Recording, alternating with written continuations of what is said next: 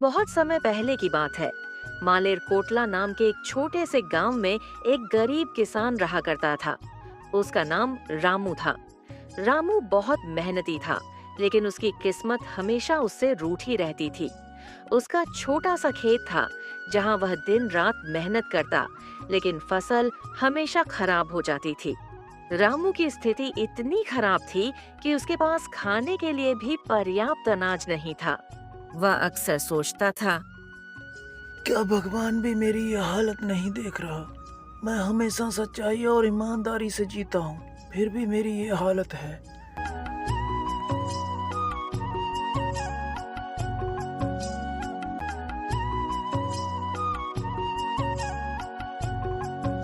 एक दिन गांव में एक ऐलान हुआ।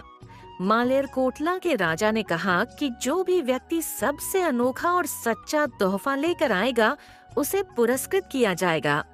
ये खबर सुनकर गांव के सभी लोग तोहफे के बारे में सोचने लगे, लेकिन रामू के पास न तो पैसा था और न ही कोई कीमती चीज। रामू ने सोचा, मेरे पास तो कुछ भी नहीं है, लेकिन मैं अपनी सच्चाई और मेहनत को राजा के सामने प्रस्तुत करूंगा। रामू का अनोखा तोहफा।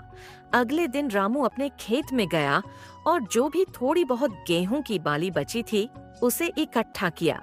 उसने उसे एक छोटे से कपड़े में लपेटा और उसे तोहफे के रूप में राजा के पास ले गया।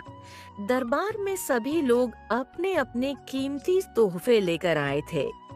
किसी ने सोने के गहने लाए, तो किसी ने सुंदर फूलों की माला। लेकिन जब रामू ने अपनी गेहूं की बाली राजा को सौंपी, तो सब लोग हंसने लगे। राजा की समझदारी राजा ने मुस्कुराते हुए पूछा, रामू, ये तोहफा क्यों? रामू ने विनम्रता से उत्तर दिया, महाराज, मेरे पास तो बस यही है। ये मेरी मेहनत और ईमानदारी का फल है। इसे उगाने के लिए मैंने अपनी पूरी मेहनत लगा दी। मेरे लिए ये किसी खजाने से कम नहीं। राजा यह सुनकर भावुक हो गए। उन्होंने कहा, रामू, ये तोहफा सबसे अनमोल है, क्योंकि ये सच्चाई और कड़ी मेहनत से लाया गया है। दुनिया में सबसे कीमती चीज सच्चाई और मेहनत है, न कि सोना चांदी। पुरस्कार देकर राजा ने रामू को सम्मानित किया और उसे अपनी फसल उगाने के लिए अच्छी जमीन और बीज दिए। रामू ने अपनी मेहनत से अगले साल बहुत सारी फसल उगाई और धीरे धीरे उसकी हालत सुधर गई। सीख: सच्चाई और मेहनत का फल हमेशा मीठा होता है।